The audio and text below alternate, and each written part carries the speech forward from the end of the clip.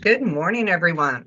This is Commissioner Scar. Today is Tuesday, June 17th, 2025, and we'll call this meeting to order at 8 a.m. Commissioner Fournier is out of the office today.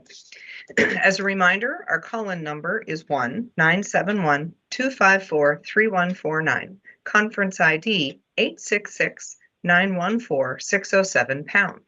Before we get started, I'd like to remind everyone to mute their phone. You can do this by pressing *6. Please unmute yourself when called to speak, again pressing *6. It is very important for all others to remain muted. Thank you. All right, we've called this meeting to order and we've established Commissioner Fournier will not be with us today, but I do believe Commissioner Bell is here this morning. Good morning, Commissioner. Good morning. Wonderful. Okay, we're going to jump into our call as we always do with Adventist Health Tillamook. Eric Swanson, take it away. Hey, good morning, Commissioner. 12 patients in the hospital today, plus one brand new baby. We've got, 95 patients boarding in emergency departments across Oregon. That's 24 less than yesterday. 274 discharge delays, one less than yesterday. We continue to do construction out back on our surgery project. I just went and looked out the window a couple minutes ago. They're backfilling where they did put the footings in and conduit. And so things are progressing nicely.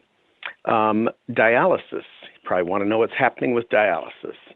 The Oregon Health Authority does the work for CMS for doing the final approval on behalf of CMS before dialysis can open and start seeing patients. There was some confusion about a form that DCI filed appropriately in October. Oregon Health Authority located that document, that form, approved the form, and has told DCI that they will be here by the end of the month to do their final CMS inspection. So the end of the month is hopefully rapidly approaching, and they come quickly and get that done. That's the last hoop to jump through. So we're pleased that that's moving forward. Last week, on the 11th, we had the opportunity to attend the Tillamook Bay Community College pinning for the first cohort of nurse graduates from TBCC. And TBCC did an outstanding job with their pinning ceremony. There were a lot of every one of the 14 nurses was happy, and the room was packed, and they just did a great job. And we're just so appreciative of TBC's partnership and the hard work that they've put into putting together a nursing program. It's not easy. And we had lots of people in the room cheering on their new nurse grads. So thank you, TBCC, for that, and congratulations to 14 brand new nurses. So with that, unless you've got questions for me, I'll go back on mute.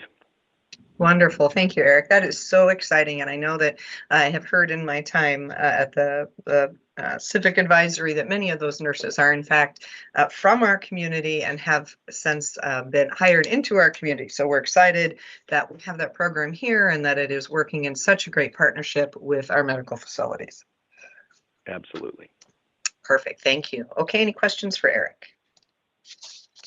All right, not hearing any. We will keep moving.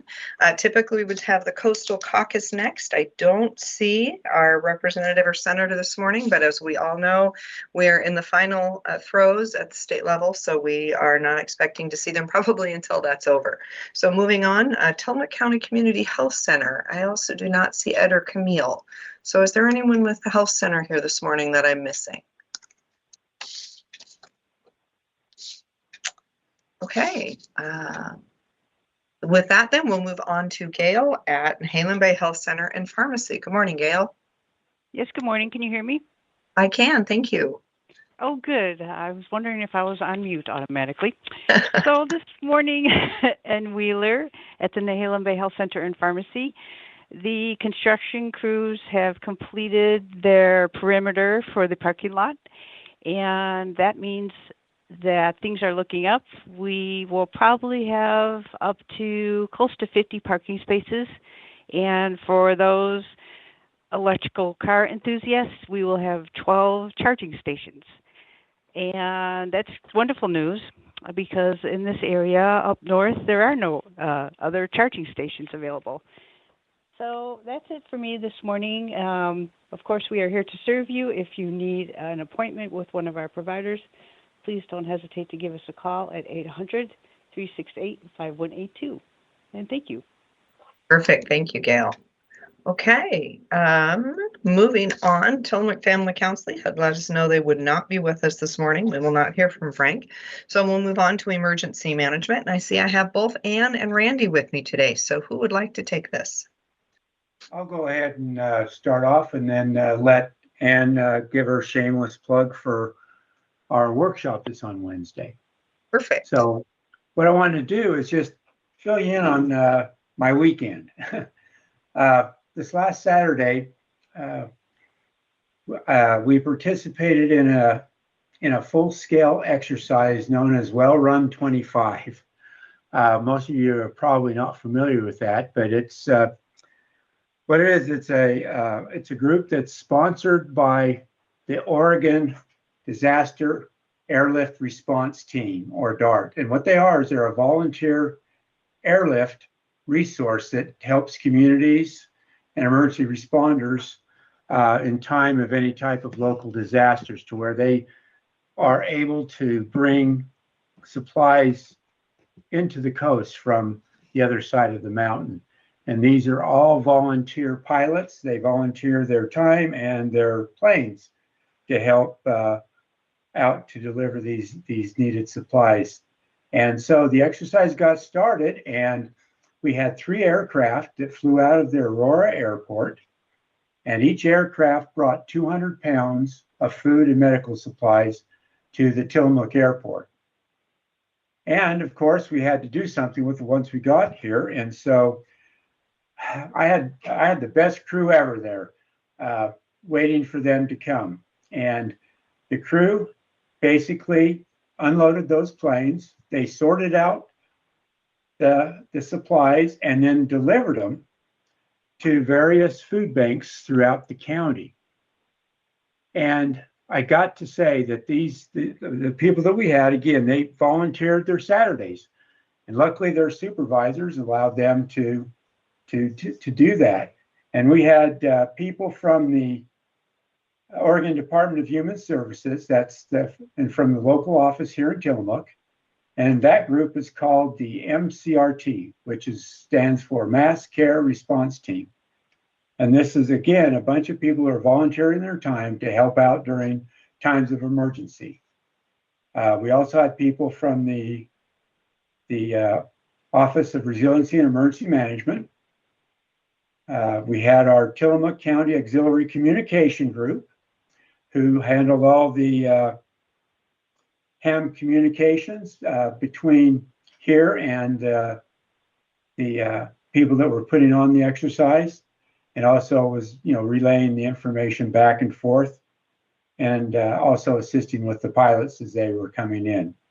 And of course, we couldn't have done it without the Port of Tillamook Bay's involvement. And we had Michelle Bradley there, and she participated, and great partner that we have to have in our emergency response here. And of course, then there was me and Ann from the local Tillamook County Emergency Management. And basically what this exercise did was it showed me that in time of need, in time of emergency, we have some of the best people, I think, in the entire country to come and help support and volunteer their time and to help out and help their neighbor and help everybody in the county. And it was just great to see everybody that came together. No grumbling. No, I've got better things to do on my Saturday.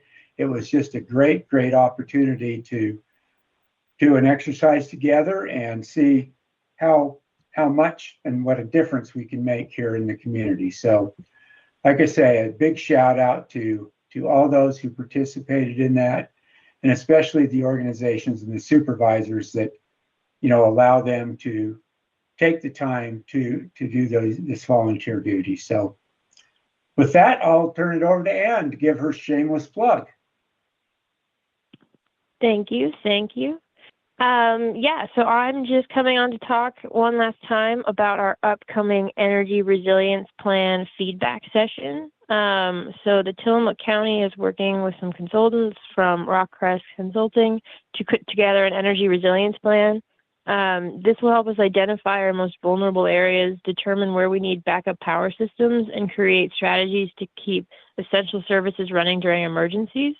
It gives us a roadmap for improvement over the next coming years to identify things like community charging stations during outages, infrastructure in need of upgrades, and other sort of solutions to all of our emergency energy problems. And so we're really looking to get as much community feedback as possible from just residents, business owners, anyone working in health and safety. If you have something to say about energy, we'd love to hear it. So that will be at the Tillamook Creamery in the Red Barn on tomorrow, June 18th, between 3 p.m. and 6 p.m. We will have free ice cream, so there's also that. We would really like you all to come out, and we'd love to see you. I just also want to mention that we have our second Tillamook County Emergency Preparedness Group meeting that day at 5:30 to 6:30 as well in the Tillamook Library. So if you're interested in getting more involved in preparedness, you can pop down after the feedback session, after you drop in, and go to that as well and get more involved in community preparedness for Tillamook. But that's my announcements. Thank you. Thank you both. Any questions for Ann or Randy? Okay, not hearing any. Fantastic. We will move on to our Board of Commissioners. Commissioner Bell. Good morning. Well, I will follow right up with some more emergency preparedness info. I appreciate Ann's report and Randy's. Speaking of emergency preparedness, I had the pleasure last week of being present for a site visit from some officials from the Department of Human Services, the director of the Department of Human Services, and a deputy director.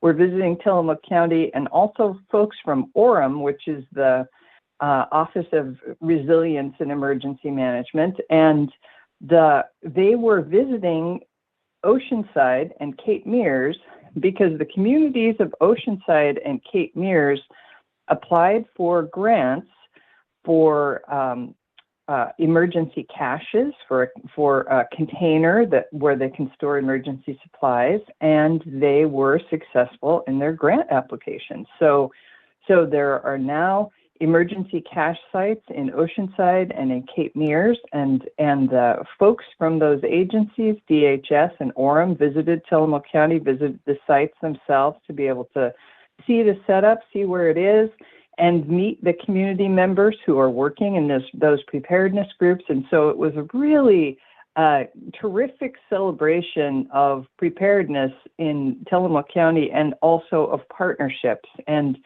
so I want to thank Randy Thorpe for helping those groups in their applications, for guiding them in their work. I think Ann's been working with those groups, and at least I know she's been working in a lot of local emergency preparedness groups. And it was a great example of public-private partnerships in the sense that none of that could have happened without the volunteer preparedness groups, those community preparedness groups, people who live there, who want to be prepared, who want to do the work to make sure that in the event of a disaster, they will be taking care of themselves and their neighbors and presumably visitors if a disaster happens in the summertime. And so the core of the program are the emergency volunteers, but then they got all kinds of support from the county and from the state. So it was ideal in the balance of it, because any one of those groups, the county can't prepare communities alone, and the communities can't prepare themselves alone, and the state can't do the work for us by themselves alone. So it was really very dynamic and encouraging. And so my congratulations and praise to those community groups that worked so hard to pull it together. because they really only had a couple months from the time they knew that they were successful in the receiving the grants to getting the container on the ground, which included permitting and placements and electricity and concrete pads, etc. So they did a ton of work in a couple months just to be able to get ready and pull it off. And the Department of Human Services director, who I wish I could pronounce his name, but I would mangle it, so I'm not going to try right now. But he said, and he gave a little speech, and he said, bravo to these communities who pulled this off in 2 months, what it would have taken the state 10 years to put together. So everybody laughed, but it was really true. Like, the community groups did just a hero's job in getting that together. So that was a true celebration and something just wonderful for our community. And I'm grateful also to Randy for leading us in those relationships, because Randy's really doing a great job of building relationships with the state that make them super responsive to us, because Randy is keeping Tillamook County top of mind for the state of Oregon. So I'm very grateful for that. So there are a lot of good things happening in emergency preparedness, and I'm grateful for all that good work. I have promised in previous weeks to talk about the resolution of the TLT ballot measure 29-183 that the commissioners asked the community to vote on whether or not to raise TLT. So that recount was last week, and officially it failed by 12 votes. So 12 more people voted no than yes. So that is disappointing to us, because we have a budget deficit and it's our responsibility to resolve it. And, that's what you elect us for, is to figure out how to pay for the services that we provide the community. So ultimately, we're going to have to find that revenue. That means find additional sources of revenue or cut services. That's where we're at now. So it's disappointing to us, and it was a fair election. So that was the will of the voters in this election, and we'll move forward from here and figure it out. But yeah, so I could say more about that, but really, I don't know if people understand how dire it is.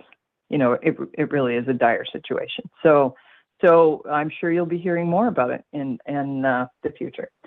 I would like to echo Eric's congratulations for the first ever Tillamook Bay Community College graduating class of nurses. That is thrilling. I also attended the pinning ceremony. Pinning is a particular nursing graduation ceremony, and it was delightful. It was just so heartfelt and lovely, and I thought about all the partnerships again that it took to get us to this place. Like, TVCC couldn't do that program without the partnership of Adventist Health and the health department and the Nehalem Bay Health Center to help those graduates to do the student work and to hire the graduates, et cetera. And Adventist Health directly supports the program, and they were there, and they had lovely gifts for the nurses. But it was moving to me to think about how much good is being accomplished in the community in all of that, the way the community supported the college with the bond to build the healthcare education building that will be complete next year for new groups of students, and not only for nurses, but for all kinds of healthcare education opportunities, including a new radiology tech program that we don't have yet. So that's thrilling. But the opportunity for local people to go to school locally, say people already have a family and they don't want to move. So to be able to go to school locally, get the education they need for a living wage job, and stay here if they want to stay here, raise their families here, make a good living, and be a benefit to our healthcare education system, which has been, or rather our healthcare system itself, which has had a drastic shortage of nurses. So everybody wins in this scenario. Absolutely everybody wins, and our whole community is uplifted. So I'm thrilled about that. And congratulations to all the other TVCC grads who graduated on Friday. And I think 54 people walked in the TVCC graduation ceremony, and 600 people were there. So bravo to our whole community. And the last thing I want to mention is personal, and this is just a little PSA about skin cancer. So I'm sharing this because it was a complete surprise to me. I had a little spot on one of my toes that looked like a freckle, but it was new. It just was like a little brown spot. And it wasn't even suspicious looking, but it was new.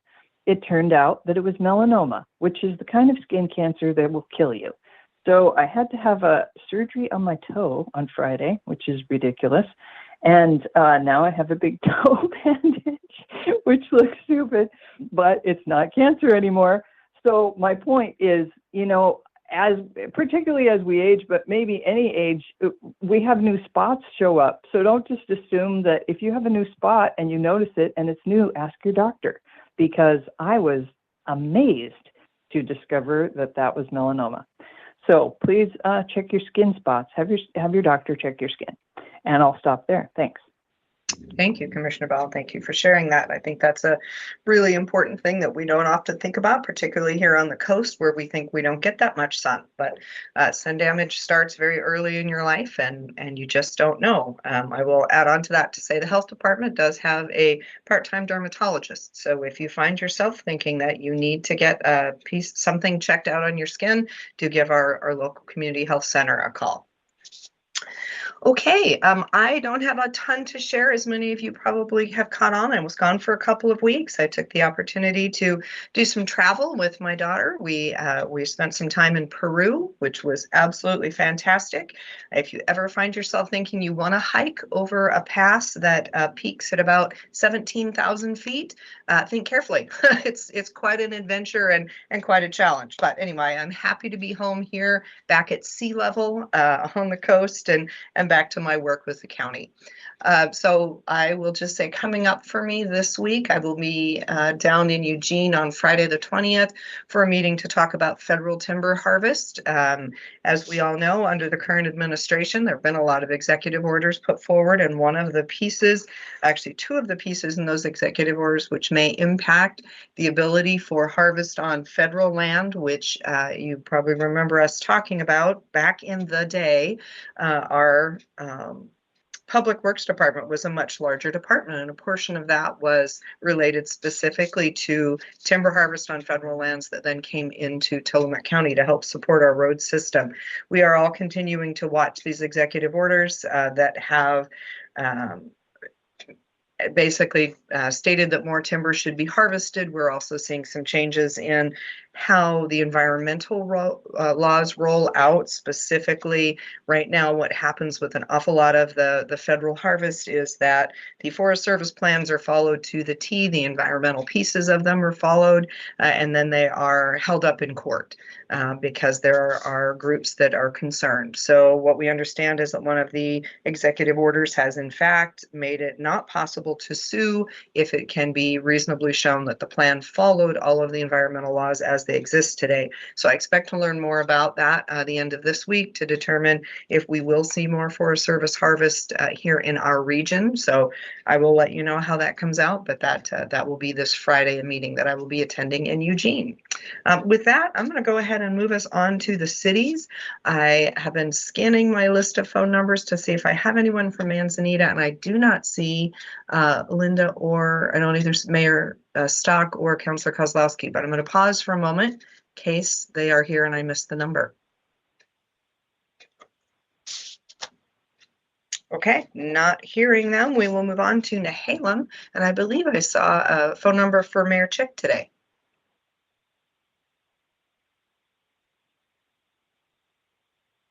If you are with us, Mayor, and you'd like to unmute, it is *6. Yes. Good morning. Good I had you. morning. Oh, there you are. Wonderful. Welcome. We're delighted to have you with us today. Sorry. Technical difficulties. So Nehalem is in full swing for the summer. Not a whole lot to report on project-wise since a couple weeks ago when I was here, but since joining this call recently, I've noticed that this is also a time for celebratory news, and just wanted to share some local news that I think is just the coolest thing. Recently, I learned of a really great accomplishment that a local student achieved. This person lives on a farm in rural Nehalem, spent the majority of their educational journey learning right there at their home through independent study, focus, some great support from their parents. They just finished their junior year at Neahkahnie High School, where they were further inspired by some great mentors there involved at the school. This person's name is Dylan Gardner. And Dylan just recently scored a 1600 on his SAT test. That's getting every single question right. And that's an achievement that's only reached by a few hundred people each year in the United States. It's not like hitting the lottery. It's not an accident. It takes a ton of work, and we have someone right here in rural Tillamook County that did that. I thought it was appropriate to let this group of leaders know that, you know, although we're under-resourced in Tillamook County, in a lot of areas, we have youth growing up here with amazing potential in many different areas. And Dylan is one example of what happens when inspiration and dedication are met with caring, mentoring people who are there for them during that journey. It's not an easy time to be a teenager. The world is way different than it was when we were growing up. Everyone on this call and who's listening out there, you know, this morning I wanted to take a moment to congratulate this young man and to remind all of us that, you know, just to be aware of those moments, some of those inherent opportunities we have as leaders from time to time to make a difference in somebody's life, to be there for them. It takes a village. We all have a responsibility in both the successes and the challenges of our youth. So that's all I have this morning. Thank you, and great job, Dylan. We're proud of you. Thank you, Mayor. That is awesome. I think sometimes we don't think about in our small communities how our own kids achieve in these amazing ways. So thank you for bringing that forward. I think it's a worthy celebration and appreciate that. Yeah, thank you. Okay, moving on. I don't believe we have anyone from the city of Wheeler, so we'll jump right on down to Rockaway Beach and Mayor McNeely. Good morning.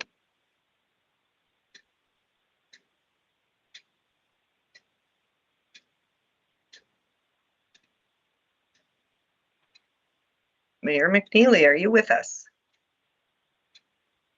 Can you hear me now? There you are. Yes, I can. Thank you. I had a double *6 to get in, but here I am. Oh boy. Well, I want to thank Mayor Chick for sharing Dylan's story. It is good to hear those stories. We have a wonderful community in Tillamook County.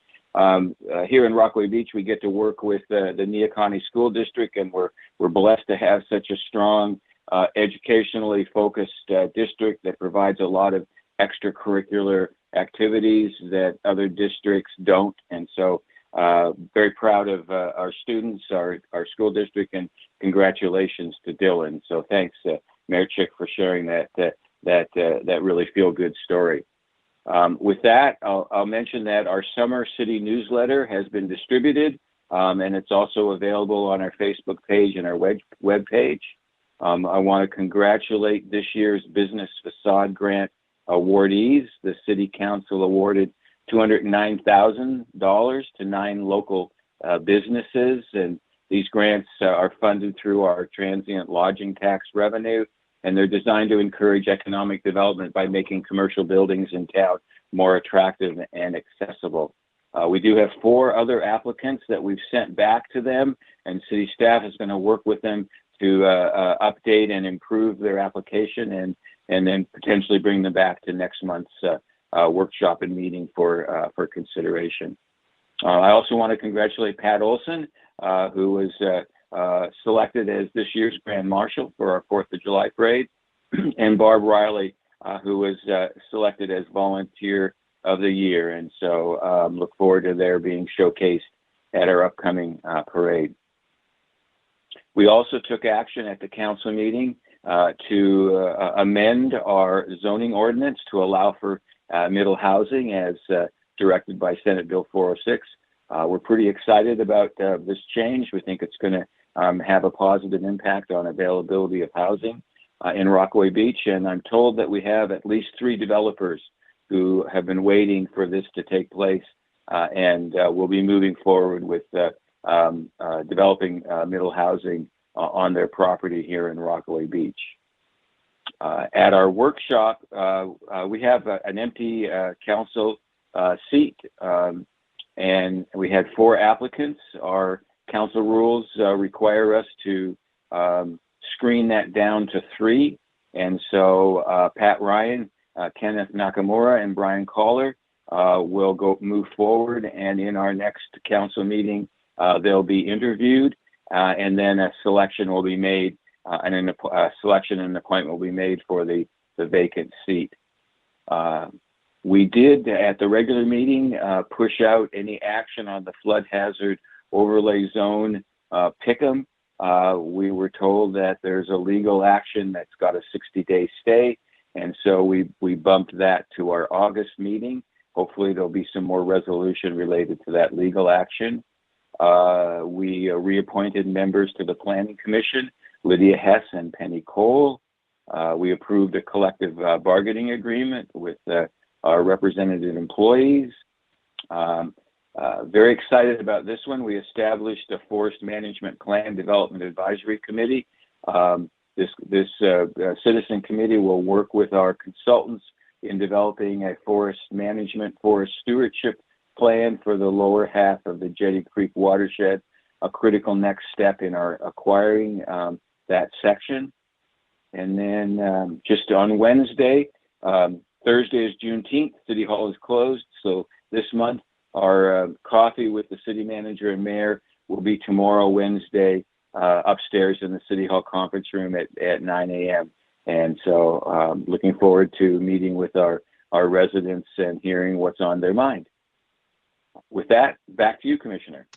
Thank you so much. And I am super excited that you have developers waiting in the wings for the Senate Bill 406 work. That is certainly what the hope was. And for anyone who's not sort of involved in that, or maybe you are in your own community and thinking, why is this important? The Senate Bill 406 work makes it possible for duplexes, triplexes, cottage clusters to be developed without having to ask for a variance. And for developers, one of the things that we know is true is that when there is a chance that their project's going to have to go before a planning commission and the planning commission may not allow it, it takes a lot of time, energy, and money to develop a project, and a lot of developers simply won't. So Senate Bill 406 puts some certainty into developing those types of housing. It tells you exactly where you can, tells you what the setbacks are and the height restrictions and all the things that go with them, so that developers know what they can and can't do, and therefore their money invested in setting up a project is money that they know is going to work out. So thank you so much for doing that work in Rockaway Beach. And again, I'm super excited to hear there are developers waiting in the wings. That was our hope. Okay, moving on. I don't think we have anyone from Garibaldi with us today. I do see from Bay City that we have City Manager McCall. I'm not seeing the mayor today. Are you carrying this for us today, David? Yes, I am, Commissioner. Can you hear me okay? I can, thank you. Okay, so I guess this morning I'm just going to continue on with things that some others have said. It was a real nice segue. So this Wednesday evening, we will have our Planning Commission meeting where they will have a continuation of a subdivision request to develop 41 residential lots in an area which is already in the city limits, and they would like to develop that with houses. Last week at the city council meeting, we had a whole bunch of decisions that were made, including adopting the budget and accepting, state revenue sharing, things like that. We also had the final hearing for ordinance number 715, which adopts the middle housing codes, as you just mentioned, for Senate Bill 406. So that will go into effect on July 11th. That possibility there. The other thing I'd also like to make people aware of this, we will not have a coffee with the mayor and city manager this month, as our mayor is off on a well-deserved vacation. And this weekend, the tennis, basketball, and pickleball courts will be the host of a pickleball tournament on Saturday and Sunday. Therefore, those courts at Al Griffin Memorial Park are not going to be open for public use. It'll be dedicated for the tournament. That's on Friday, Saturday, and Sunday that'll be closed for the tournament. And if you are interested in signing up to participate in the tournament, that is still possible. Check out our Facebook page, or the Newsy also had some information on it. And I think that's all I have for you this week. Perfect. Thank you. Appreciate it. Okay, moving on to the city of Tillamook. I believe we have our new Tillamook city manager, Sean Lewis, with us this morning. Good morning, commissioners. It's great to be here with you. The city council at their meeting last night, in addition to approving the 25-26 budget, did ask me to give a very hearty and well-deserved thank you to all those who participated in our rallies on Saturday for remaining peaceful. There was no need for police intervention. Everybody was respectful and were able to express their views without getting into any trouble. And we're very, very grateful for that. And all those that planned and participated in those events, we're grateful for keeping everybody safe. So a huge thank you from the city council. We did want to mention, as Ann mentioned earlier, the CERT prep response info meeting tomorrow at the library at 5:30. That's already been talked about. Tillamook City is bringing back our movie nights. Our next one will be on Friday, July 25th. I know this is about a month away, but just getting everybody prepared for a movie night in July with a screening of Moana 2. And finally, just a huge thanks to Councilmember Jason Hopkins. He was filling in temporarily on the council, and his last meeting was last night. And we want to thank him for his service to the city council and the residents of Tillamook. Okay, thank you. Okay, well, with that, I'd just like to thank everybody for attending. I'd like to thank KTIL for broadcasting today, and we will adjourn this meeting at 8:37 a.m. Everyone have a fabulous day.